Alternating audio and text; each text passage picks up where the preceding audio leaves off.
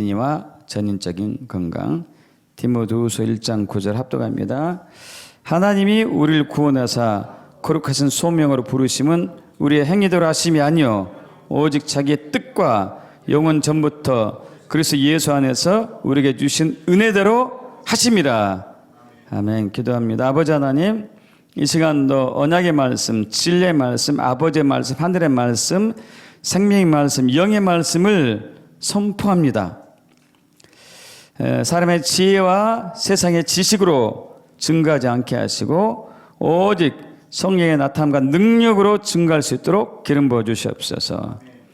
그래서 오늘 이 말씀을 듣는 여기에 있는 회중들과 인터넷을 통하여서 말씀을 듣는 그러한 분들에게 지혜와 계시형을 부어 주시옵시고 이제 데스티니가 어떻게 우리를 건강하게 하는지, 전인적으로 건강하게 하는지, 통합적으로 건강하게 하는지를 알게 해 주시옵소서.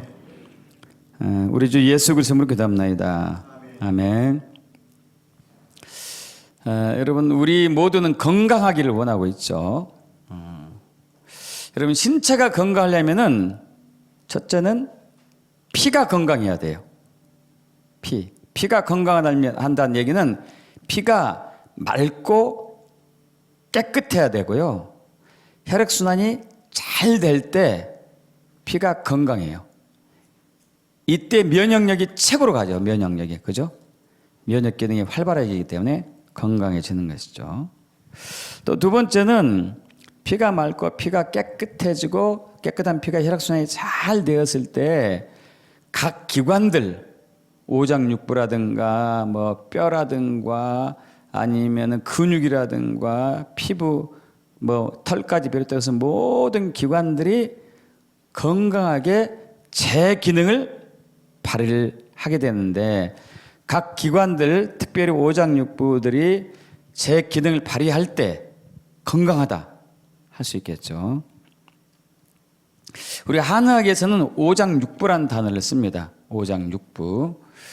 오장은 간, 심, 비, 폐, 신 해가지고 간, 리버, 간장, 그 다음에 심장, 하트, 그다음 비장을 좀 우리는 좀 생소하지만 이제 위 바로 옆에 있는 이제 혈액에 관계된 이제 기관인데 비장, 면역 기능이기도 하고요. 그리고 또 폐, 호흡기죠. 폐, 그리고 콩팥. 그리고 이제 또 한의학에서는 육장이라 하기도 해요. 육장인데 하나 더 입해서 심포, 심장 주변에 있는 것을 심포라고 하는데 이렇게 육장이라고 하기도 합니다. 또 육부인데 그것은 이제 그 위, 소장, 대장, 쓸개, 방광 5개 더하기 3초. 3초는 이제 이게 눈으로 이 눈으로는 보이진 않아요. 하지만 있다고 믿어요. 기가 순환하는 곳인데 그래서 이제 육장육부 혹은 오장육부 이렇게 얘기하고 있죠. 그런데 이 기관들이 제 기능을 발휘해야 되잖아요. 그래야지 건강하죠. 제 위치에서 제 기능을 발휘해야 되죠. 그러니까 간은 어떤 기능을 갖고 있냐면은 이제 효소가 많이 있어가지고 효소를 많이 품고 있는 공장이에요. 공장.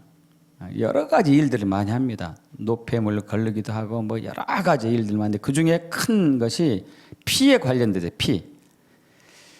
피를 저장해요. 그리고 피를 또 보내기도 하고 물론 심장에서 주로 이제 순환을 시키지만은 이제 순환되어 가지고 이 동맥에서 심장에서 나온 피가 동맥을 통해서 혈액이 전신으로 가죠. 그 다음에 정맥으로 다시 돌아오잖아요. 그러면 바로 심장으로 가지 않고 간으로 가요. 간으로 가가지고 정맥은 이제 피가 탁해졌어요. 산소도 부족하고 굉장히 탁해진 피가 가거든요. 그러면 간으로 가가지고 간에서 해독을 시켜요. 해독. 맑게 만들어요. 맑게. 그 다음에 이것이 이제 이 폐를 통과하면서 산소를 머금고 다시 심장으로 들어가게 되죠. 그래서 이제 간은 이처럼 이제 혈액을 저장하고 이것을 관리하는 작용을 하죠. 그래서 이제 이 간은 밤에 주로 활동을 더 많이 할 수 있어요. 밤낮 다 하는데 밤에는 피를 저장을 해줘요. 그러니까 밤에는요 피가 간으로 몰려 있어요. 간으로. 그래서 여기서 이제 다시 바꿔줘야 돼요. 이런데 근데 밤에 일하면 어떻게 될까요? 그러면 리듬이 깨져요. 리듬이. 그래서 될 수 있는 대로 밤에는 일을 하지 말아야 돼요. 그 외에도 여러 가지가 있는데 이것은 뭐 이제 전문적인 부분이니까 이제 중요한 것만 이제 하고 넘어가는데, 심장은 잘 아시다시피 혈액순환이죠. 심장. 혈액을 전신으로 이제 돌리죠. 그리고 이제 비장. 비장은 이제 아까 얘기처럼 이제 면역 기능 중에 하나이고요. 또 여기도 이제 소화 흡수를 약간 돕을 수도 있다는데 이제 한의학적인 관점입니다. 폐는 이제 호흡을 관련하잖아요. 산소를 이제 채워넣고 이산화탄소를 배출시켜가지고 이제 피를 맑게 하는 것이죠. 그리고 콩팥은 이제 노폐물을 관리하는 것이고, 여러분 쓸개 잘 아시죠? 쓸개에서 쓸개즙이 생성돼서 육류를 소화시키는, 쓸개즙이 육류 소화시키죠. 소화기관이고, 또 이제 위 바로 밑에는 12장에서 췌장에서 또 췌장도 있고, 췌장에서는 이제 또 소화액이 분비되고, 또 이제 12장에서도 마찬가지고요. 또 그리고 소장, 대장, 장에서는 음식물을 위에서 소화한 것을 또 흡수하죠. 전신의 영양을 공급하죠. 그래서 요즘 대장이 굉장히 중요한 기관으로 이제 뜨고 있죠.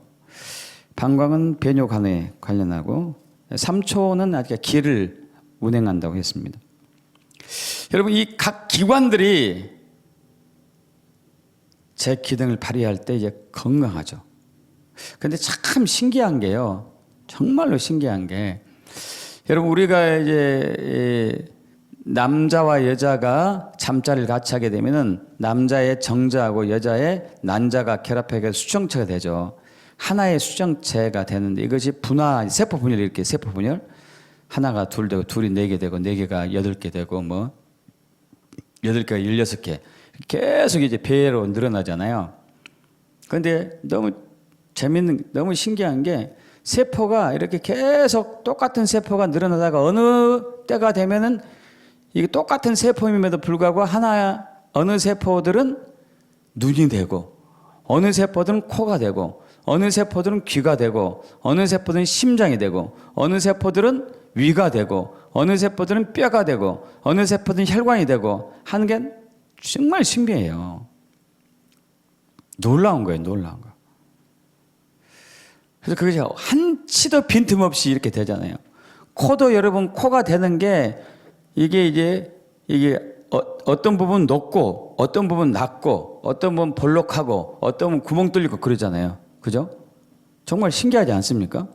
어떤 부분 코 바깥을 이루고, 어떤 부분 코 안을 이루고. 그래서 어떤 세포가 미쳐가지고 이 코에 있는 모든 세포가 묻혀가지고 구멍만 만들면 어떻게 될까요? 아니 웃기는 거겠죠. 여기 이거 구멍이 뻥 뚫리는 거죠. 뻥 뚫리는 거. 근데 그렇게 안 됐어요. 이건 창조주가 있다는 명확한 증거이기도 하는 것이죠. 지멋대로 되는 것이 아니고 그 각각의 세포에 부르심이 있는 거예요. 부르심이 있습니다. 부르심대로 만들어지고 부르심대로 그 기능을 발휘해요. 부르심이 있어요. 그리고 제 위치도 있어야 돼요, 여러분. 위치. 폐는 이제 몸에서 위쪽에 붙어 있고, 심장하고 폐는 다 비장, 간은 중간에 붙어 있고, 그리고 방광, 콩팥, 그 자궁은 아래쪽에 붙어 있고, 이런 식으로 제 위치가 있습니다. 위가 명치 바로 밑에 있어야 되는데 어떤 사람은 위가 쭉 내려온 사람도 있어요. 그걸 보고 위 하수증이래요. 위 하수증, 위가 내려온다. 배꼽 아래까지 위가 내려간 사람이 있어요. 쭉 내려가는 사람. 이 위에 힘이 없다 보면은 위가 내려와요. 이런 사람은 굉장히 고통스럽죠. 또 어떤 사람은 직장 탈출증이라 해가지고 장이 밖으로 삐져나온 사람이 있고, 어떤 사람은 항문 타랑증이라 해가지고 항문이 밖으로 쑥 빠져나온 사람이 있어요. 생각만 해도 끔찍한데, 어떤 사람은 자궁이 밖으로 나온 사람이 있어요. 자궁 하수증도 있고 자궁이 밖으로 나온 사람도 있고, 제 위치에 있지 못하고 그렇게 돼버리는 것이죠. 그리고 또 이제 참 놀라운 것은 이 오장육부 이 모든 것들이요, 따로 독립된 기관이면서도 서로 상부상조하고 있다는 거예요. 그래서 이것을 보고 이제 한의학에서는 오행, 상생, 상극 이렇게 얘기합니다. 그래서 이제 간이 심장을 도와주고, 심장이 비장을 도와주고, 위를 얘기할 듯하는데, 위가 이제 폐를, 비장이 폐를, 그리고 폐가 콩팥을, 콩팥이 간을 이렇게 빙빙빙 도는 것. 근데 이제 엄마가 병들면은 아들도 병들어요. 서로가 이제 관련이 되죠. 그래서 서로 도와주는 거예요. 이렇게 각각의 개별이 있음에도 불구하고 서로 연합되어 가지고 몸 전체를 건강하게 하는 역할을 해요. 서로 연합되어 가지고. 우리가 이제 몸만 있는 것은 아니잖아요. 영도 있고, 그다음에 혼도 있고, 그다음에 마음도 있죠. 그리고 영의 기능이 또 있잖아요. 영의 기능. 영의 기능, 분별하는 기능, 영적인 감각, 예비하는 기능, 교통하는 기구, 주님을 아는 기관, 뭐 이런 식으로 나누죠. 또 혼의 기능도 있어요. 혼, 지정의 잘 아시죠? 지성, 감정, 의지. 또 마음, 마음의 기능은 주님을 알고 예수님이 거하고 성령님이 거하고 말씀을 새기는 것이고, 사랑하는 것이고, 순종하는 것이고, 결단하는 것이고, 이런 여러 기능들이 있죠. 이 영은 영대로 제 기능을 발휘할 때 건강하고, 혼은 혼대로 제 기능을 발휘할 때 건강하고, 또 마음은 마음대로 제 기능을 발휘할 때 건강해요. 이것들이 따로따로 이렇게 하지 않습니다. 또 연합되어서 한 몸, 한 인격체를 이루어가잖아요. 그죠? 한 인격체를 이루어가는 것이죠. 근데 여기에서 이제 오늘 나누고자 하는 가장 중요한 것은요, 각각의 기관들이, 각각의 장부들이 제 기능, 즉 다시 얘기했으면은 부르심이 있다는 얘기예요. 부르심. 데스티니가 있어요. 그래서 우리가 전인적으로, 통합적으로 영혼, 몸, 마음 뿐만 아니고 우리 삶이, 우리 가정이, 또 속한 교회가, 그리고 지역 사회가, 국가가 건강해지려면은 데스티니를 알아야 되고 데스티니대로 가야 돼요. 굉장히 중요해요.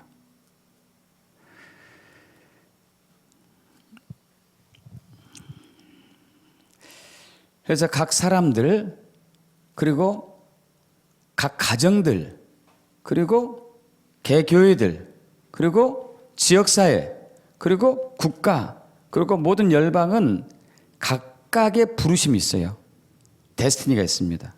그리고 다시 한번 디모데후서 1장 9절 볼까요? 합독합니다. 하나님이 우리를 구원하사 거룩하신 소명을 부으심은 우리의 행위대로 하심이 아니요 오직 자기의 뜻과 영원 전부터 그리스도 예수 안에서 우리에게 주신 은혜대로 하심이라. 이 부르심, 데스티니를 부르심이라고 합니다. 또 콜링 혹은 소명 다 똑같은 얘기거든요. 근데 데스티니가 좀 오묘한 의미가 있습니다. 운명적인 것이 좀 가미된 게 있어요. 예정적인 것이.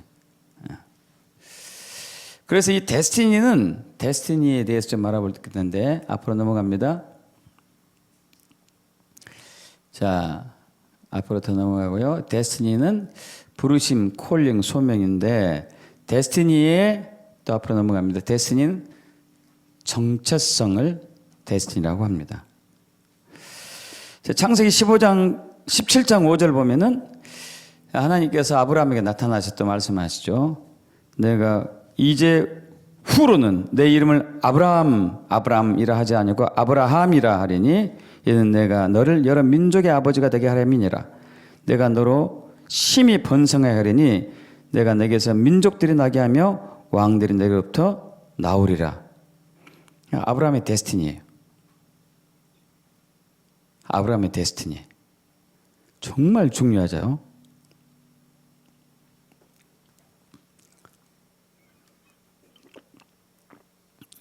사사기 시대에 기드온의 데스티니가 있었습니다.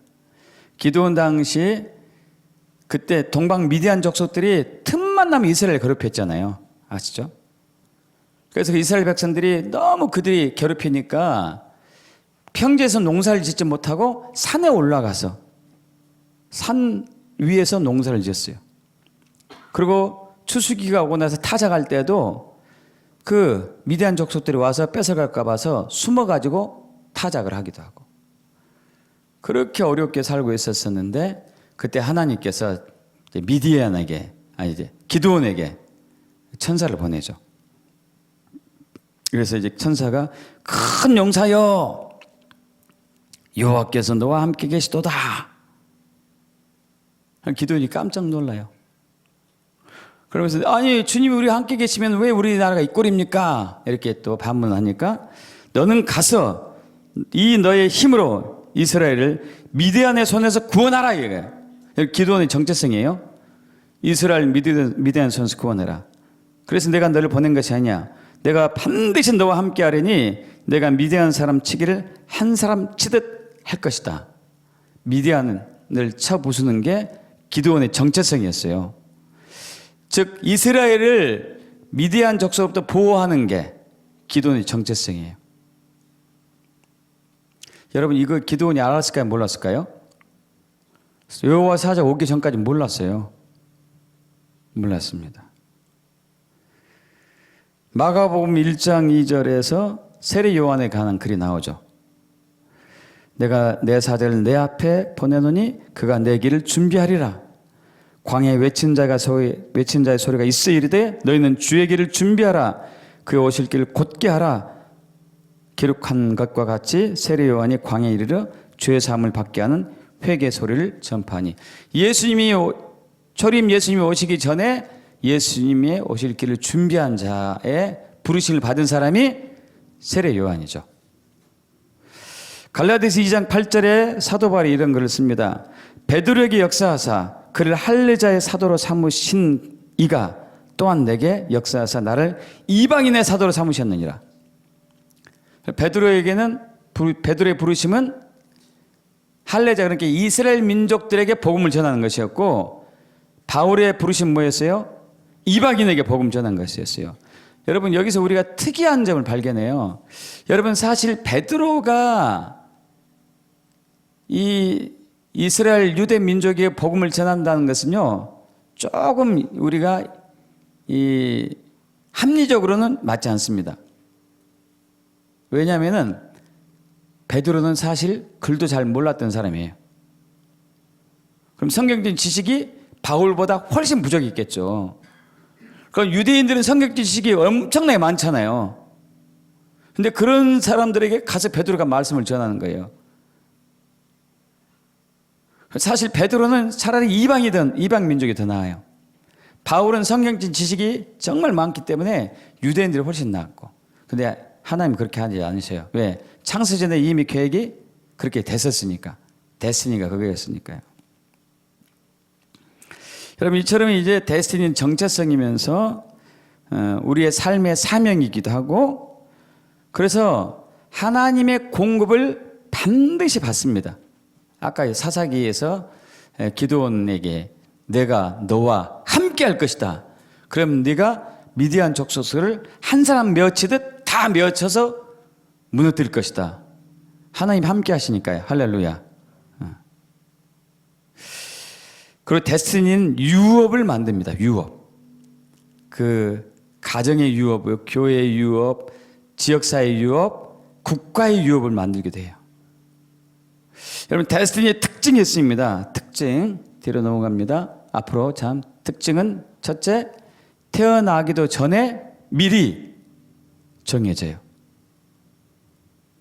저와 여러분이 태어나기도 전에 미리 정해져요. 미리. 시편 139편의 13절부터 16절까지 함께 볼까요?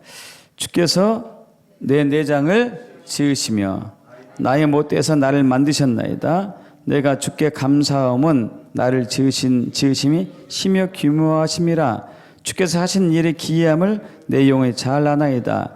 내가 은밀한 데서 지음을 받고 땅의 깊은 곳에서 기이하게 지음을 받은 때에 나의 형체가 주의 앞에 숨겨지지 못하였나이다. 내 형질이 이루어지기 전에 주의 눈이 보셨으며 나를 위하여 정한 날이 하루도 되기 전에 주의 책에 다 기록되었나이다. 여러분, 우리가 태어나기 전에 데스티니 정해졌어요. 여러분, 이거 믿어지십니까? 믿는 것과 이해하는 것은 다르겠죠. 여러분, 믿으셔야 돼요. 믿는다는 것은 이 데스티니의 삶에 나를 맞춰가야 돼요. 그래야 믿는다고 볼 수 있어요. 그렇지 않으면 여러분 믿는 거 아닙니다. 예레미야 1장 5절 예레미야에게 하신 말씀이죠. 내가 너를 모태에 짓기 전에 너를 알았고 내가 배에서 나오기 전에 너를 성별하였고 너를 여러 나라의 선지자로 세웠노라. 여러분, 뱃속에서 나오기 전에 이미 예레미야는 선지자였어요. 여러 민족의 선지자였어요. 여러 민족의 선지자. 에베소 1장 4절 5절 곧 창세전에 그리스도 안에서 우리를 택하사 우리로 사랑 안에서 그 앞에 거룩하고 흠이 없게 하시려고 그 기쁘신 뜻대로 우리를 예정하사 예수 그리스도를 말미암아 자기 아들들이 되게 하셨으니. 또 로마서 8장 30절 또 미리 정하신 그들을 또한 부르시고 부르신 그들 또한 의롭다 하시고 의롭다 하신 그들 또한 영화롭게 하셨느니라. 여러분, 데스티니는 예정된 것입니다. 그래서 부르심을 데스티니라고 불러요. 약간 운명론적인 요소가 약간 있기 때문에. 그리고 데스티니는 각 사람의 창조된 목적을 당연히 포함하겠죠. 예수님이 이 땅에 오신 목적이 있잖아요. 온 인류를 초림 예수님이 구원하기 위해서. 킹덤을 세우기 위해서 오신 것이죠. 성경 속에 나타난 하나님의 사람들이 다 마찬가지였어요. 다윗, 엘리야, 에스겔, 에스더, 삼손, 사무엘, 모든 사람들 다 마찬가지였습니다. 그리고 이게 굉장히 중요한데요. 앞으로 넘어갑니다. 각 데스티니의 특징 두 번째, 각 사람의 창조된 목적을 포함하고 세 번째, 각 개인의 데스티니는 국가의 데스티니와 연결돼요. 국가의 데스티니와 연결됩니다. 사도행전 17장 26절 27절 합독할까요? 인류의 모든 족속을 한 혈통으로 만드사 온 땅에 살게 하시고 그들의 연대를 정하시며 거주의 경계를 한정하였으니 이는 사람으로 혹 하나님 더듬에 찾아 발견하게 하려 하심이로되 그는 우리 각 사람에게서 멀리 계시지 아니하도다. 여러분, 하나님이 민족을 세울 때 연대와 그 민족의 연수를 정했고 민족의 경계도 정하셨어요. 왜? 데스티니 때문에. 국가의 데스티니 때문에요. 그래서 여러분 각 개인의 데스티니는 국가의 데스티니하고 반드시 연결돼야 돼요. 예를 들면은 아담의 데스티니가 뭐였죠? 온 인류를, 온 지구를 다스리라는 데스티니였잖아요. 이것이 저와 여러분의 데스티니이기도 해요. 믿습니까? 피조물이 고대 한번 하나님의 아들이 나타나심을 정말 탄식하면서 기다리고 있죠. 왜? 피조물들은 하나님의 아들들의 데스티니를 알아요. 저들을 통해서 우리가 구원받는다는 것을. 문제는 우리가 모른다는 거죠. 문제는. 아브라함의 데스티니는 각 민족의 아버지가 되는, 열국의 아버지가 되는 것이었죠. 그래서 그 후손이, 이스라엘이 그 데스티니를 이어가잖아요. 이어가요. 그래서 야곱이 이스라엘 후손들을 낳을 수 있는 12지파를 아들들을 낳았죠. 그리고 요셉이 이제 애굽으로 팔려갔지만은 애굽으로 이주한 이스라엘 백성들을 번성하게 하는 데스티니가 있었고, 모세는 애굽에서 430년 동안 종살이 했던 수백만 명의 이스라엘 백성들을 가나안 땅으로 들이는 그 데스티니가 있었고요. 여호수아도 마찬가지. 여호수아는 그 언약의 말씀에 따라서 이스라엘 백성들이 가나안 땅을 정복하는 그 데스티니를 갖고, 또 그 이후에 사사들 마찬가지였고, 다윗은 통일 왕국을 세우는 것, 또 솔로몬은 예루살렘에 성전을 세우고 왕국의 그 모든 기초를 법률적이고 행정적인 것을 완전히 질서 있게 해가는 것들. 에스더, 그 포로에 끌려간 이스라엘 족속들이 멸망의 위기에서 구원받게 하는.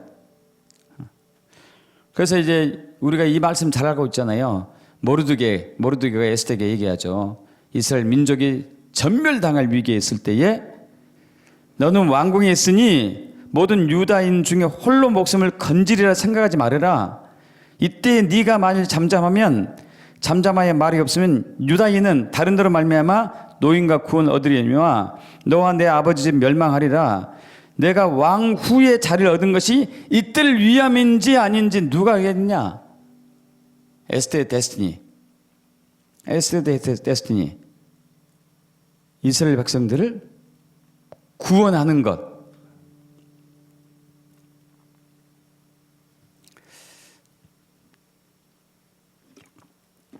자, 그렇다면 여러분, 이 교회, 이 선교의 부르심이, 데스티니가 이 난국의 시기에 하나의 백성들을 정말 새로운 영적인 도약을 유발시키고 부흥을 맞이하게 되는 데스티니가 있다. 저는 이제 그렇게 믿고 있는데 여러분은 어떻게 생각하시나 몰라요. 기드온에게 찾아온 주님께서 이 미디안 족속을 네가 한 사람 맺히든 맺히고 이스라엘 민족을 구원할 거야. 믿어지지가 않았어요. 믿어지지가. 에스더에게 모르드게가, 야, 너가 이스라엘 민족이 전멸당할 위기에 있는데 왕후를 하나님께서 너를 세운 목적이 어디 있겠냐?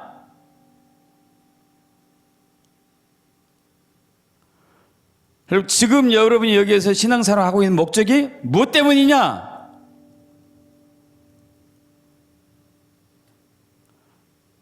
뭐 때문일까요, 여러분? 안타깝게도 이 데스티니, 부르심, 콜링, 소명에 무관심하고 무지한 그리스도인들이 너무 많아요. 너무 많아. 그리고 부르심에 대해서 잘못 이해하고 있는 사람들이 너무 많고, 하나님의 뜻이 뭡니까? 당신을 향한 하나님의 뜻이 뭡니까? 저도 마찬가지였어요. 저도 신대원 다니기 전까지 하나님의 뜻이 뭡니까? 하면은 신앙생활 열심히 하고요. 그리고 전도 최선 다하고 어려운 사람 도와주고 나쁜 짓 하지 않는 것입니다. 이게 하나님의 뜻이다, 이게 하나님의 뜻. 여러분 어떻게 생각하세요? 하나님의 뜻이 뭡니까? 여러분을 향한, 여러분 가정을 향한, 여러분의 교회를 향한, 여러분의 지역을 향한 하나님의 뜻과 데스티니 무엇일까요? 대한민국을 향한 데스티니 무엇입니까?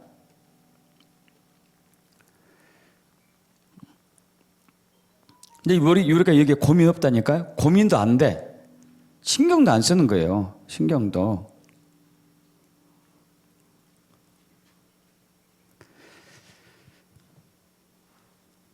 그래서 많은 그리스도인들이 자기의 개인적인 욕구와 욕심을 하나님의 데스티니보다도 더 중요시 여겨요. 더 앞장 세우는 것이죠.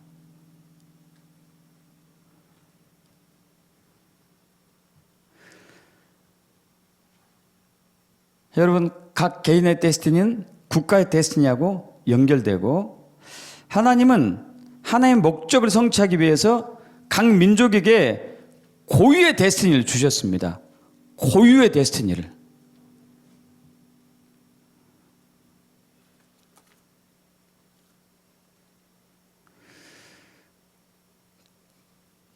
제가 이제 언젠가 마이클 비클 목사님이 섬기고 있는 아이압, 캔자스시티 아이압에 관한 이제 이야기가 정말 놀라운 일들이 많이 있습니다.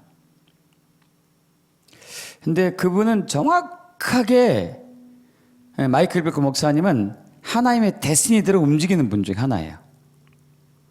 그분이 이제 아이압을 하기 전에 교회를 굉장히 크게 했었어요. 근데 하나님이 내려놓고 다시 시작해라. 다시 시작해라.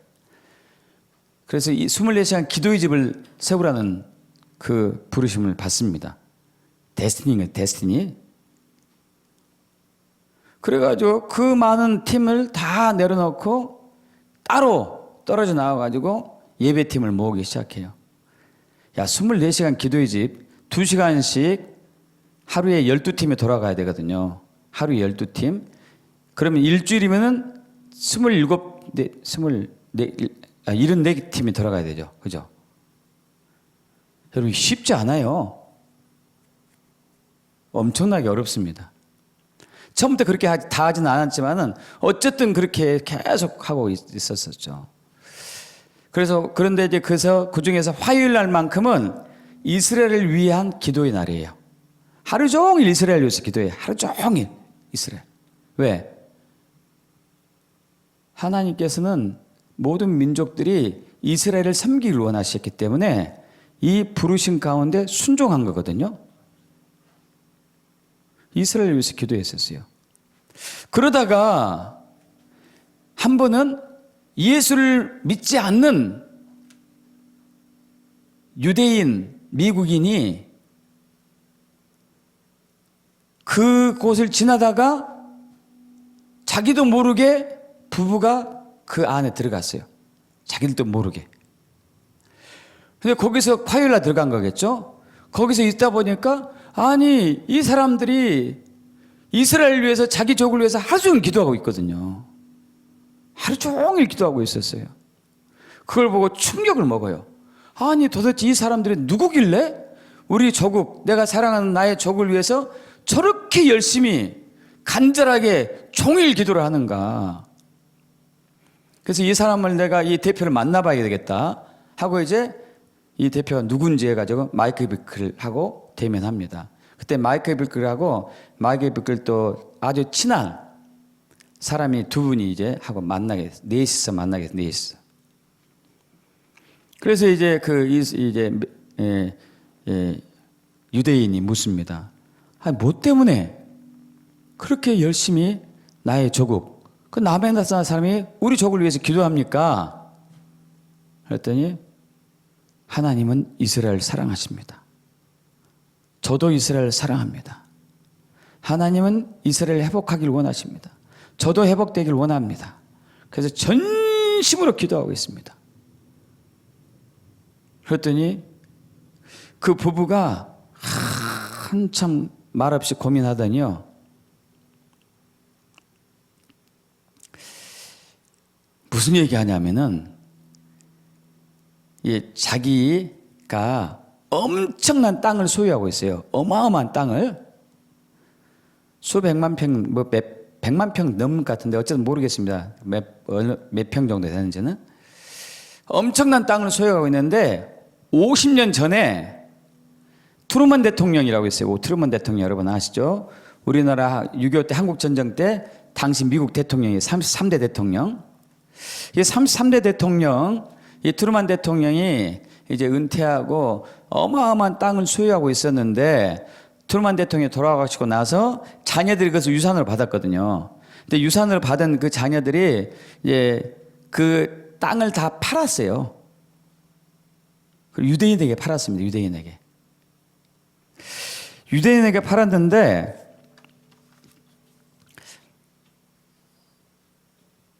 그리고 그 유대인이 이제 소유를 했어요. 그 땅을. 그 땅을 소유를 했죠. 자기 조상이 산 거겠죠. 이 유대인의 조상이. 예, 선조가 산 거겠죠. 그걸 가지고 있었던 것이에요.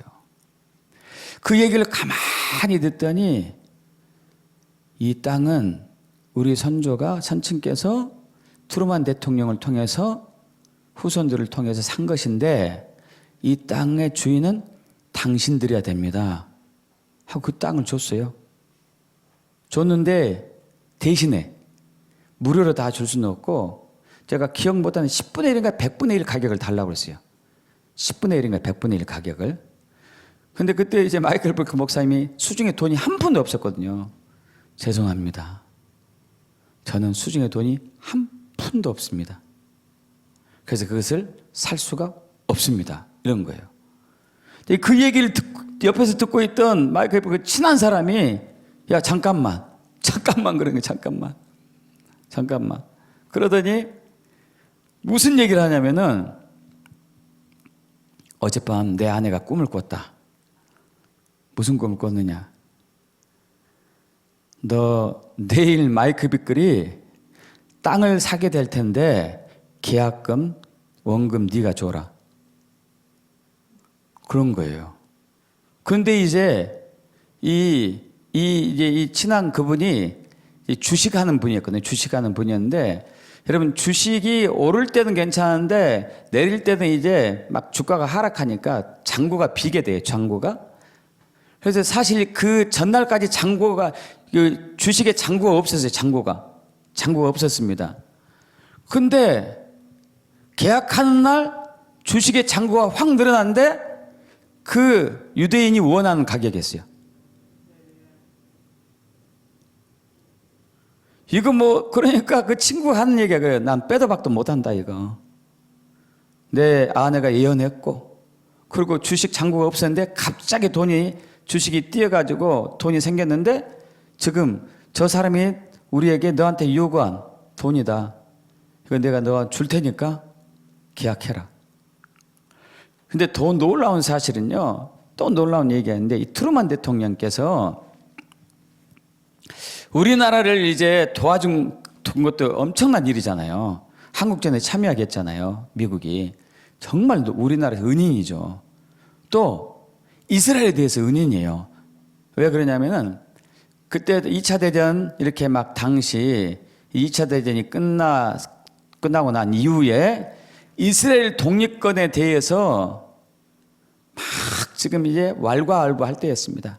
그때 트루만 대통령은 한국전 때문에 골치 아플 상황이었는데 이스라엘 독립권에 대해서 그 미국 정부에서 굉장히 논란이 심했어요. 미국이 어떤 입장에서 해야 되느냐. 근데 대부분 이스라엘을 독립하는데 참여하면 안 된다 이거였어요. 왜? 당시 팔레스타인에 살고 있던 이스라엘 백성들 수가 50만 명인가 60만 명뿐이 안 됐어요. 얼마 안 됐어요. 근데 주변에 중동에 살고 있는 팔레스타인은 수천만 명. 누가 더 이익이냐 이거죠. 누가 어느 편을 들어주는 게. 또 하나는 이스라엘은 석유가 안 나니까 주변에 중동 땅에 어마어마한 석유가 나잖아요. 아니 우리가 이스라엘 편 들면 그 석유를 우리가 못 받지 않냐. 우리가 손해다. 안 된다고 막 대부분. 그래서 이제 그 트루만 대통령께서 사람들에게 자꾸 이제 물어보죠. 근데 10이면 9명이 계속 저쪽 편이었어요. 안 돼. 독립 안 됩니다. 독립 찬성하지만 안 됩니다. 근데 그 중에 클리포드란 젊은 참모관 하나가 있었어요. 그 젊은 참모관에게 물어봅니다. 마지막으로 당신에게 묻겠다. 너의 의견은 뭐냐 했더니 무조건 이스라엘 편에 서야 됩니다. 그랬어요. 막 설득해 가면서. 그러니까 다른 사람들이 이렇게까지 얘기해요. 트루먼 대통령 참모들이 그래요. 당신이 저 젊은 사람 참모관의 말을 듣고 이스라엘 편에 선다면은 차기 때는 절대 당신 편을 든 사람이 없을 것이다. 당신에게 표를 찍지 않을 것이다고 막 험악한 말까지 하죠. 근데 트루먼 대통령이 결국 이스라엘 편을 손 들어줘요. 1948년 5월 14일 오후 이스라엘 시간으로 6시, 이스라엘 시간인지 모르겠지만 어쨌든 그 무렵에 그 독립을 이스라엘이 선언하는데, 미국 시간으로 오후 6시 독립을 선언했거든요, 이스라엘에서. 근데 6시 11분에 트루만 대통령이 선포합니다. 이스라엘은 독립국가를 인정하겠다고. 자, 그러니까 그때 트루만 대통령 후손들이 그 땅을 유대인에게 넘겨줬잖아요. 유대인에게 넘겨준 땅을 다시 아이압에서 이제 기증을 받았죠.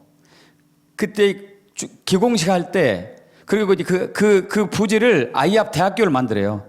이게 얼마나 땅이 큰지 짐작하겠죠? 대학교가 얼마나 넓습니까? 아이압 대학교를 만들어요, 그걸로. 근데 그때 트루만 대통령 후손들이 왔어요. 기공식 할 때. 그러면서 이 땅은 우리 아버님께서 우리에게 주신 땅이었는데, 아버님이 유대인을 사랑해서 유대인에게 넘겼지만은 당신은 유대인을 사랑하기 때문에 당신에게 들어간 것이 맞다. 뭐 때문에 그렇게 된 거죠? 부르심 때문에요. 그럼 부르심 때문에. 여러분, 부르심 가운데 서 있을 때에 주님이 뒷받침을 해준다니까요? 할렐루야. 부르심 가운데 서 있었을 때. 근데 많은 사람들이 그렇게 신앙생활을 하지 않아요. 그냥 대충 내 교회 열심히 봉사하고 착한 일 하고 나쁜 짓 하지 않고 구제 좀 하고 그러면 하나님의 뜻이다. 그거 아니라니까요? 이건 기본이에요, 기본. 여러분, 이건 기본이에요, 기본. 당연히 해야 될 거예요, 당연히.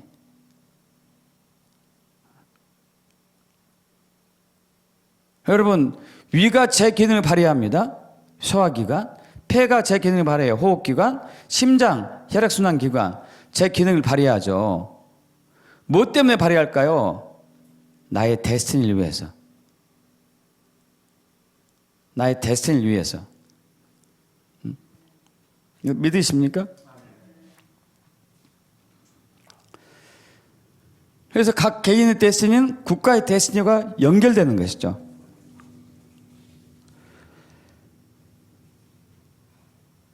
국가의 데스티니를 이루기 위해서는요, 각 도의 데스티니가 또 있어요. 각 도. 우리나라 같으면 충청도, 남한 같으면 전라도, 경상도, 경기도, 강원도 5개 도의 데스티니. 제가 본 견지에서는 이 경상도는 사도의 부르심이 있는 것 같아요. 전라도는 선지자적인 부르심이 있는 것 같고, 충청도는 연합의 부르심이 있는 것 같고. 여러분, 이처럼 각 도의 데스티니가 있어요. 각 도의 데스티니. 그 국가의 데스티니를 이루기 위해서 각 도의 데스티니가 또 완성이 돼야 되겠죠. 그 각 도의 데스티니는 각 도시의 데스티니와 연결돼요. 도시의 데스티니. 우리가 관악구의 데스티니가 있어요. 관악구의 데스티니.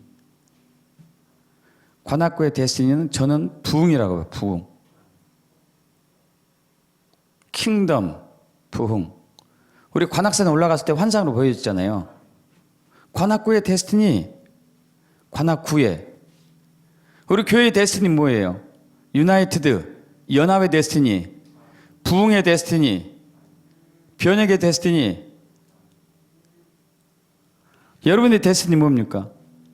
여러분을 왜 여기에 불렀어요? 여러분의 가정과 여러분의 가정의 데스티니는 이 교회의 데스티니와 연결된다니까요? 그걸 하지 않으면 어떻게 되죠?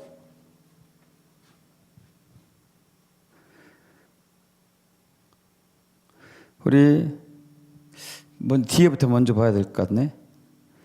맨 뒤로 넘어갈까요? 마태복음 7장 21절. 합독합니다. 21절부터 27절. 나더러 주여 주여 하는 자마다 다 천국에 들어갈 것이 아니요 다만 하늘에 계신 내 아버지 뜻대로 행한 자라 들어가리라. 그날에 많은 사람이 나더러 이르되 주여 주여 우리가 주의 이름으로 선지자 노릇하며 주의 이름으로 귀신을 쫓아내며 주의 이름으로 많은 권능을 행하지 아니하였나이까 하리니 그때 내가 그들에게 밝히 말하되 내가 너희를 도무지 알지 못하니 불법을 행한 자 내게서 떠나가라 하리라. 그러므로 누구든지 나의 이 말을 듣고 행한 자는 그 집을 반석 위에 지은 지혜로운 사람 같으리니 비가 내리고 창수가 나고 바람이 불어 그 집에 부딪히되 무너지지 아니하나니 이는 추수를 반석 위에 놓은 까닭이요 나의 이 말을 듣고 행하지 아니한 자는 그 집을 모래 위에 지은 어리석은 사람 같으리니 비가 내리고 창수가 나고 바람이 불어 그 집이 부딪힘에 무너져 그 무너짐이 심하니라. 여러분 22절과 23절을 다시 한번 봅시다. 합독해 봅시다. 그날에 많은 사람이 나더러 이르되 주여 주여 우리가 주의 이름을 선지한 노릇하며 주의 이름을 귀신을 쫓아내며 주의 이름 많은 권능을 행하지 아니하니까 하리니 그때 내가 그들에게 밝게 말하되 내가 너희를 도무지 알지 못하니 불법을 행한 자다 내게서 떠나가라 하리라. 여러분 선지자 노릇 예언했단 말이에요. 예언.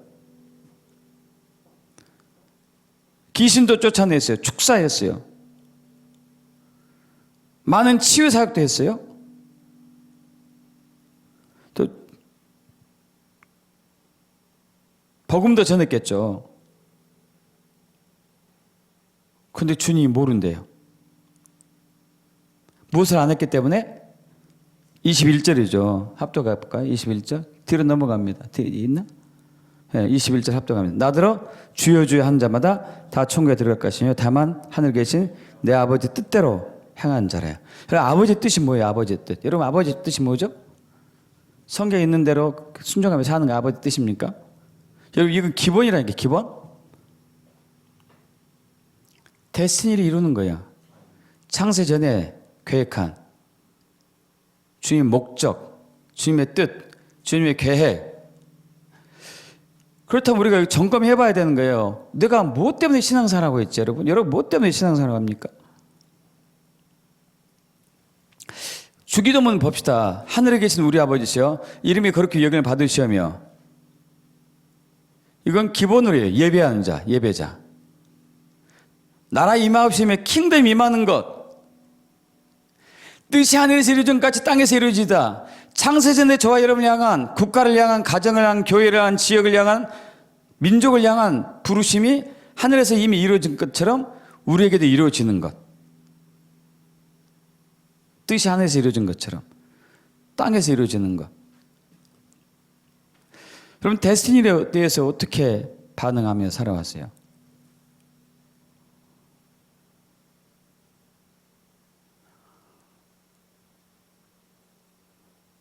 우리는 너무 육적으로 살아왔어요. 육적으로. 육의 욕구에 끌려다녔어요. 뒤로 넘어갑니다. 갈라디아서 5장 16절에서 23절. 갈라디아서 5장 16절에서 23절. 뒤로 넘어가요. 뒤로. 앞으로 말고. 네.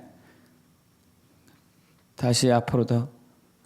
갈라디아서 5장 16절에서 23절 합독합니다. 내가 이르노니 너는 성령을 따라 행하라. 그럼 육체의 욕심을 이루지 아니하리라.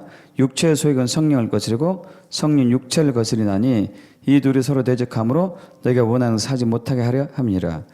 너희가 만일 성령이 인도하신 바가 되면 율법의 아래 있지 아니하나니 하리라.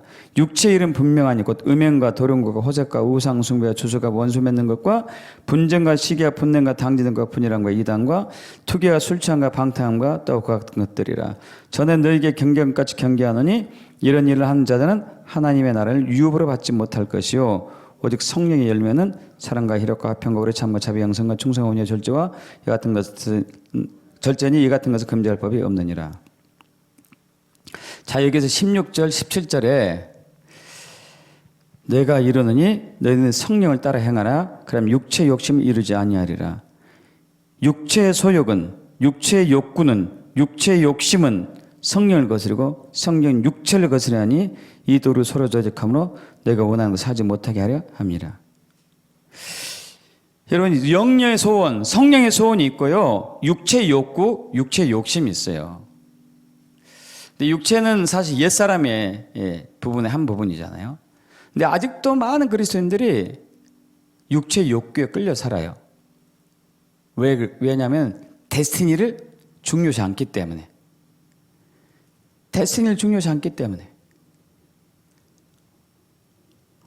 여러분 자 위가요 음식물이 들어오면은 본능적으로 움직입니다. 우리가 명령하지 않아요. 그러죠? 여러분, 팔은 우리가 명령해요. 구부려라, 내려라. 팔은 우리가 명령합니다. 우리 의지대로. 위는 우리의 의지에 관계없이 움직여요. 자율신경으로.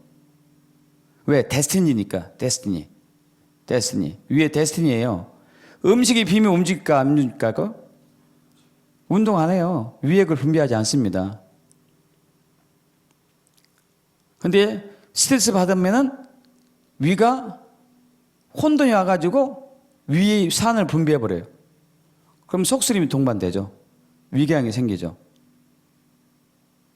혼돈이 와가지고 제 기능을 발휘하지 못한 거죠.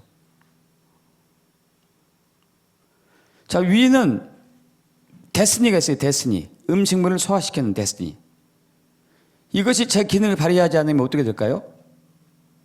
우리는 아무리 배고파서 음식을 많이 먹어도 소화시키지 못하고 그대로 원액 그대로 빠져나가겠죠. 원액 그대로.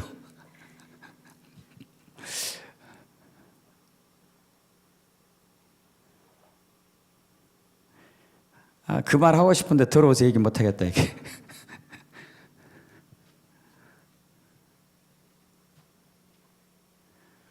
신장이 제기능 못하면 어떻게 됩니까? 노폐물을 빼주지 못하니까 요독이 쌓여가지고 완전히 죽잖아요. 그래서 혈액투석을 하잖아요. 여러분, 자기 데스니가 있어요. 본능적으로 움직여, 본능적으로. 육도 본능적으로 움직여요. 육의 욕구. 호색하고 투기하고 질투하고 시기하고 험담하고 교만하고 거역하고 불순종하고 술 취하고 방탕하고 분열과 분쟁과 투기를 이삼 이 욕구, 본능이 있어요. 육의 본능. 영의 욕구도 있어요. 영의 욕구.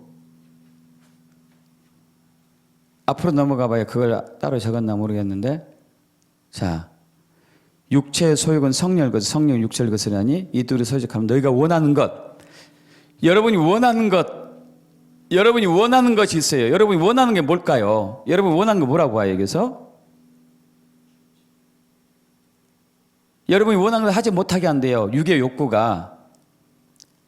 우리가 뭘 원할까요, 여러분? 여러분 뭘 원할까요?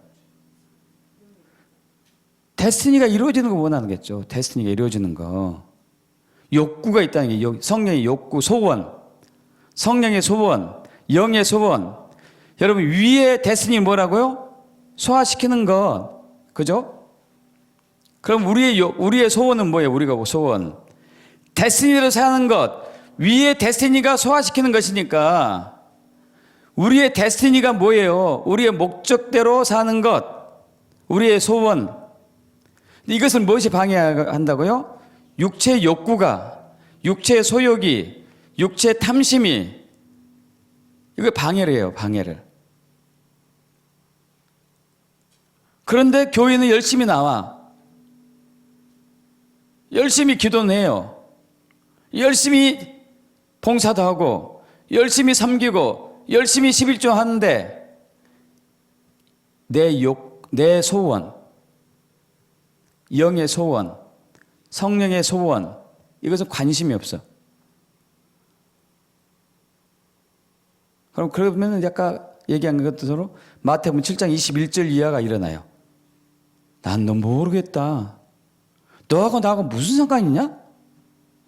무슨 관계가 있지? 아니 주님, 내가 귀신 쫓아냈고 11조도 했고 그리고 전도도 하고 봉사도 하지 않았습니까? 그런데 너는 내 뜻대로 한 거야? 너는 네 뜻대로 살았지 않냐? 제자들이 이런 것을 많이 했어요. 제자들이. 앞으로 넘어갈까요?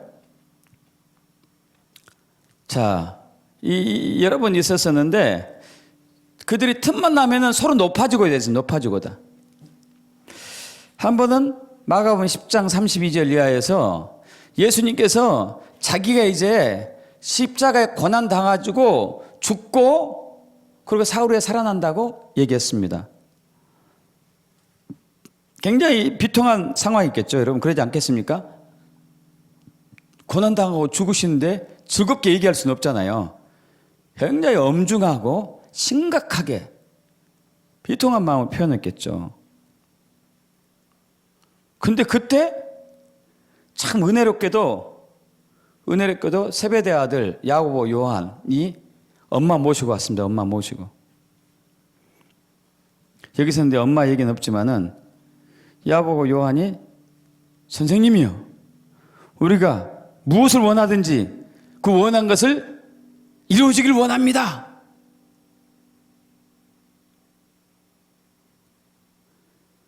그러니까 주님이 뭡니다?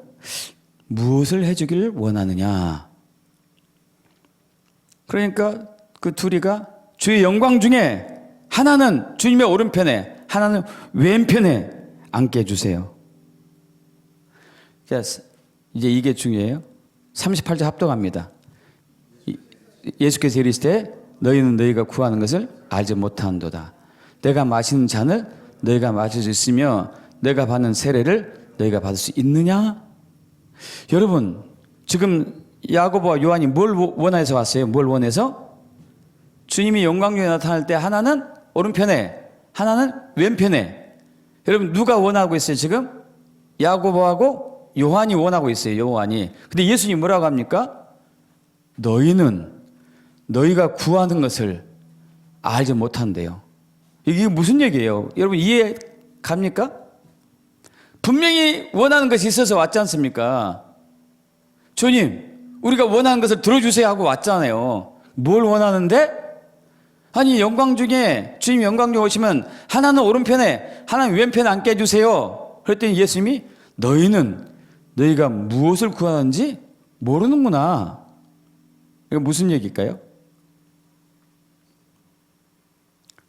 너의 영의 소원이, 성령이 원하는 것은, 하나님의 뜻은, 너희를 향한 하나님의 목적과 데스티니와 부르심과 소명이 뭔지 모르는구나. 이거 진짜 네가 원하는 거다. 그러면서 내가 마시는 잔을 너희가 마실 수 있으며 내가 받는 세례를 너희가 받을 수 있겠냐? 하고 물어보니까 그들이 뭔지도 모르고 있나이다 그래요. 있나이다. 마시는 잔은 고난의 잔이었고 세례는 죽음의 세례였거든요. 그러니까 예수님이 뭐라고 그래요? 예수께서 이르시되 너희는 내가 마시는 잔을 마시며 내가 받는 세례를 받을 것이다. 그래요. 그들은 정말로 이 삶을 살아요. 왜 그렇게 됐을까요? 데스티니를 알았어요. 부르심을 알았습니다. 그래서 사도 요한 빼놓고 전부 다 순교하잖아요. 다 순교해요. 왜? 데스티니, 부르심. 할렐루야. 여러분이 원하는 것을 대부분 몰라요. 그리스도인들이. 내가 뭘 원하는지 모르는 거예요. 육이 원하는 것을 원하는 것이라고 착각하는 거예요. 육이 원하는 것을. 육이 원하는 것은 주님의 뜻과 전혀 관계없다니까요.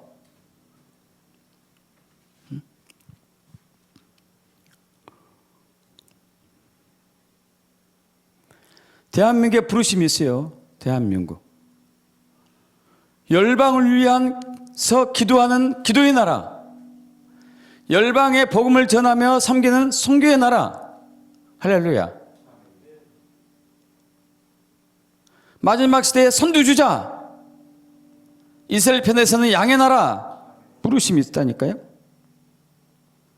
이스라엘은 부르심이 뭐예요? 제사장의 나라. 그 민족을 통해서 하나님을 알리는 나라. 그 민족을 통해서 예수가 구원자가 나게 하는 부르심. 미국은 뭡니까? 미국도 이스라엘 편에 서는 나라. 그들은 예배의 나라에서 예배의 나라. 청교도들이 제일 먼저 그곳에 가서 한 행동이 예배였습니다. 예배. 그리고 자유의 나라. 자유케 하는, 노임에 되는. 그래서 노예 해방을 냈었고. 민주주의가 가장 꽃을 피운 나라가 미국이죠. 영국, 선교의 나라. 가장 근원적인 교단이 많이 만들어진 것이 영국이잖아요. 장로교, 감리교, 구세군, 뭐 다 침례교, 성공회 다 영국이에요, 영국.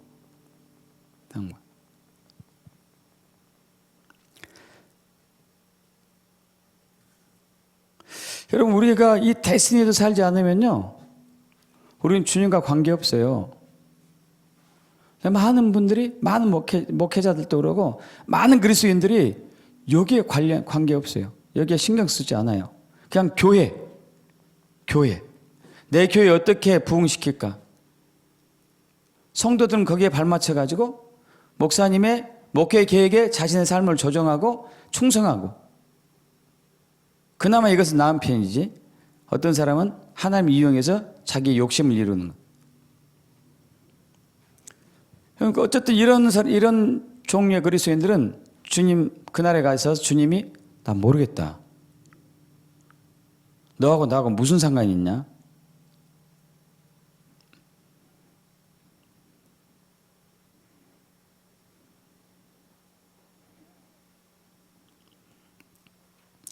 여러분, 유튜브를 통해서 이것을 들으신 분들 냉정하게 생각하셔야 돼요. 여러분 가정은, 여러분의 교회는 지금 하나님의 부르심대로 가고 있습니까?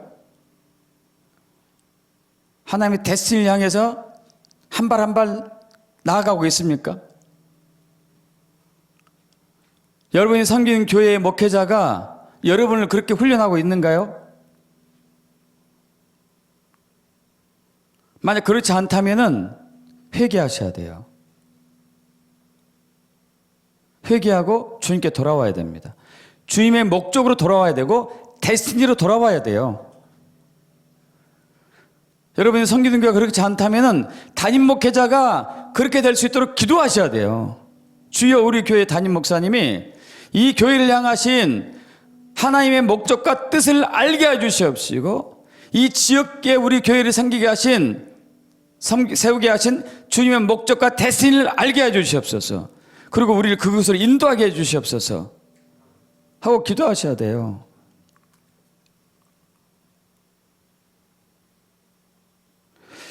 우리 역대하 7장 14절 앞으로 넘어갑니다. 예, 합독할까요? 7장 13절부터 15절. 혹 내가 하늘을 닫고 비를 내리지 아니하거나, 혹 메뚜기들에게 토산을 먹게 하거나, 혹 전염병이 내 백성 가운데 유행해 할 때에 내 이름을 일컫는 내 백성이 그들의 악한 길에서 떠나 스스로 낮추고 기도하며 내 얼굴을 찾으면 내가 하늘에서 듣고 그들의 죄를 사하고 그들의 땅을 고칠지라. 이제 이곳에서는 기도에 내가 눈을 들고 귀를 기울이리니. 여러분, 여기서 악한 길이 뭘까요? 악한 길. 악한 길에서 떠나. 악한 길에서 떠나. 원래 이제 이 순서가 악한 길이 여기 제일 먼저 나왔는데 악한 길이 맨 나중인데요. 스스로 낮추고 겸비하고 기도하고 얼굴 구하고 악한 길에서 떠나, 이거거든요. 악한 길이라는 얘기는 악인의 길이겠죠. 여러분, 이것은 의인의 길과 정반대되는 것인데, 내 자기 인생을 자기 목적에 맞춰서 자기 뜻대로 자기 방법으로 자기를 위해서 사는 것을 악한 길이라고 그래요. 의인의 길은 내 삶을 하나님께 조정하고 내 삶의 하나님의 데스티니에 내 삶을 맞춰가지고 그 길로 따라가는 것을 의인의 길이라고 그래요. 의인의 길.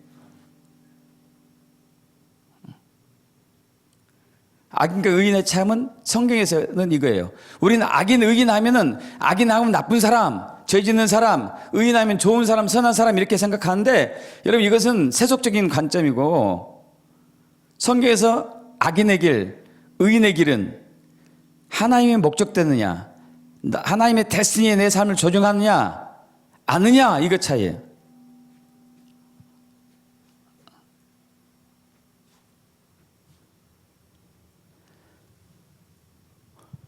그래서 호세아도 마찬가지인데 앞으로 넘어갑니다.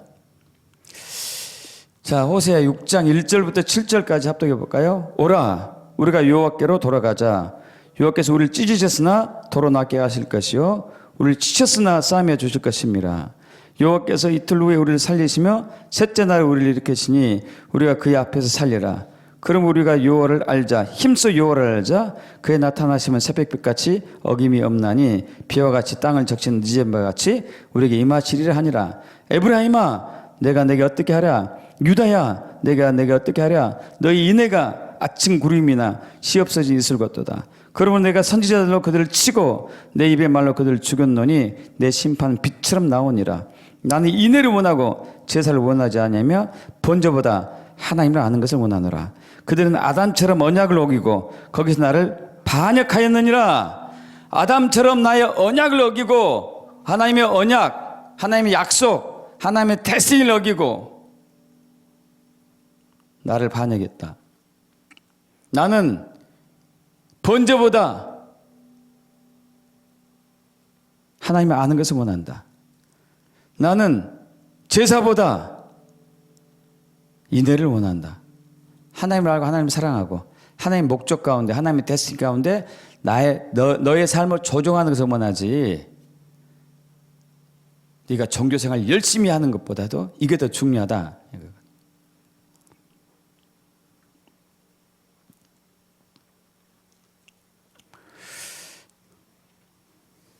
여러분 지금부터 여러분의 삶을 다시 한번 개혁하셔야 돼요. 하나님께 맞추고 데스티니의 삶을 조정하셔야 돼요. 모른다면은 여러분의 섬기던 교회가 목적하고 있는 게 있어요. 근데 그 목적하는 것이 교회를 위한 목적이면은 이건 문제죠. 문제. 하나님께서 명확하게 주신 비전이 있느냐, 데스티니가 있느냐, 없으면은 있도록 기도하셔야 되죠.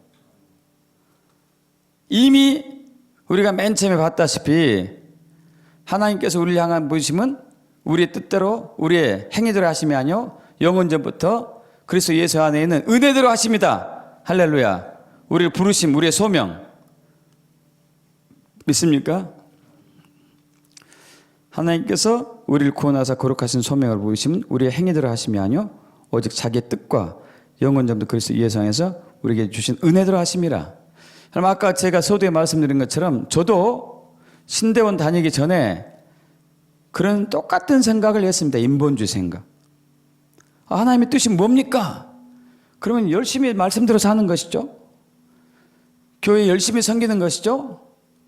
틈난 대로 전도하고 구제도 열심히 하고 착한 일 하면서 하는 것이 하나님의 뜻입니다고 알고 있었어요. 그러면서 전문직에 있는 사람은 목회하는 것이 정말 비효율적이다고 믿고 있었었고, 근데 하나님께서 이제 모세와 같은 놀라운 실제적인 환상을 통해서 저를 부르셨을 때, 저를 향한 데스티니가 있구나, 저를 향한 부르심이 있구나, 저를 향한 목적이 있구나, 그때 깨닫고 제 삶을 하나님께 조종한 거죠. 그래서 직업을 다 내려놓고 내 삶을 조종한 거죠. 조종을. 주님의 목적에 맞게, 주님의 뜻에 맞게, 데스티니에 맞게, 부르심에 맞게, 소명에 맞게, 콜링에 맞게요. 아까 말씀드린 것처럼 저는 효율적인, 합리적인, 이성적인, 냉정한 사람이어가지고 계산을 따져봐요. 계산. 모든 것이 더 많이 효율성이 있는가? 그럼 오랫동안 제가 의학학적인 지식을 많이 쌓아왔고 훈련도 받아왔고 학교도 다녔고 많은 것을 섭렵했는데 이 모든 걸 내리고 목회의 길로 간다? 아이고 시간이 아깝지 이거. 돈이 아깝지. 얼마나 많은 투자를 했는데. 그러나 딱 하나님께서 저를 향한 목적을, 데스티니를, 부르심을 보여주니까 사도 바울처럼 이것들은 아무 것이 아니네 이게. 이것이 정말 귀한 것이네 이 데스티니가. 할렐루야. 믿습니까 여러분? 여러분 어떻게 신앙생활하고 있습니까? 여러분의 부르심을 아십니까? 여러분의 목적을 아십니까? 하나님의 목적? 데스티니를 아십니까? 그래서 그 삶을, 여러분의 삶을 그쪽으로 맞추고 있습니까? 않는다면은 이 시간부터 하셔야 돼요. 하셔야 돼요. 모르면은 주님께 여쭤봐요. 그것을 잘 알고 있는 담임 목사님에게 여쭤보든지. 그렇다고 담임 목사님이 여러분의 것을 다 알 수는 없겠죠. 같이 기도하면 더 잘할 수 있겠죠. 그러나 대체적으로 그 교회를 향한 부르심과 성도들의 부르심은 일치하죠. 왜? 국가적인 부르심과 개인의 부르심이 일치하니까. 이해되십니까, 여러분?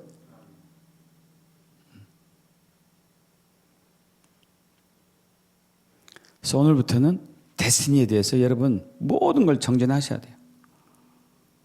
그럼 그 데스티니가 있는 상황에서 이 어려운 대환란과 대핍박을 견디는 것은요, 아무것도 아니에요. 그런 것이 없이 대환란과 핍박을 견딜 때는요, 고통입니다. 고통. 초대교회에 순교한 11제자들, 사도 요한을 빼고 이들은 순교한 게 고통이 아니었어요. 왜? 데스티니를 아니까. 부르심을 알기 때문에. 그래서 베드로는 정말 담대하게, 오히려 그러면서 정말 겸손하게 십자가에 달려 돌아갈 때 나는 주님과 같은 모습으로 달릴 수 없으니 거꾸로 매달려 죽이시오. 함부로 내가 어찌 주님의 발뒤꿈치를 따라가겠습니까? 순교하는 것도 더더욱 영광입니다. 그러나 주님처럼 죽을 수가 없으니 거꾸로 매달려 죽여주시오. 여러분, 베드로가 왜 이렇게 할 수 있었을까요? 그는 자기의 부르심을 알았어요. 그래서 사도 바울도 마찬가지고 순교의 길을 택한 것은 자기의 부르심을 알았어요. 제자들이 그렇게 예루살렘에 올라가지 못하게 알렸지만 아니다. 예루살렘에 올라가면 당신이 이처럼 붙잡힐 것이요 환상 받습니다. 아니다. 나의 부르심이다. 믿습니까? 나의 부르심 때문에 나는 올라간다. 거기서 죽을지언정 올라간다. 왜? 부르심 때문에. 할렐루야. 부르심을 알지 못했다면 어떻게 했을까요? 사도 바울이 거기서. 예루살렘 안 올라가죠. 왜 올라가요? 환상으로 다 아는데. 사도 바울도 알았을 수도 있어요. 워낙 뛰어났으니까 예언사에게.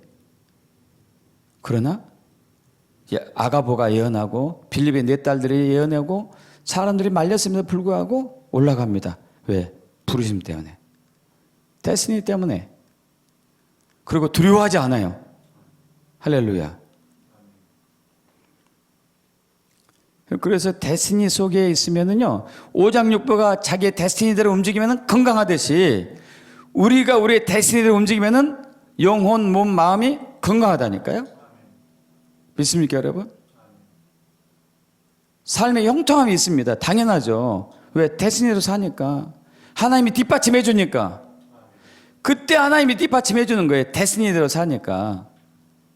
이 시대에 많은 그리스도인들 하나님이 뒷받침을 받지 못하고 있는 이유는 자기 뜻대로 사니까 그래요. 신앙생활을, 종교생활을 열심히 하지만 자기 뜻대로 사니까 하나님 뒷받침 안 해줘요. 그러나 하나님 부르심 가운데 살면은 하나님의 뒷받침 당연히 해주죠. 하나님의 목적을 이루기 때문에, 하나님의 뜻을 이루기 때문에. 할렐루야. 여러분, 그렇게 되길 축복합니다. 여러분, 이건 그냥 스쳐 지나간 말로 들으시면 안 돼요. 주님 오신 그날까지 반드시 그걸 성취해야 돼요. 그래서 사도 바울이 뒤에 있는 것을 잊어버리고 나는 표대를 향해서 나간다 그러죠. 표대. 나의 부르심을 향해서, 나의 데스티니를 향해서, 나를 향해서 하나님의 목적을 위해서 나는 나간다. 나는 뒤에 것을 잊어버린다. 할렐루야. 그렇게 축복합니다. 아멘. 아멘.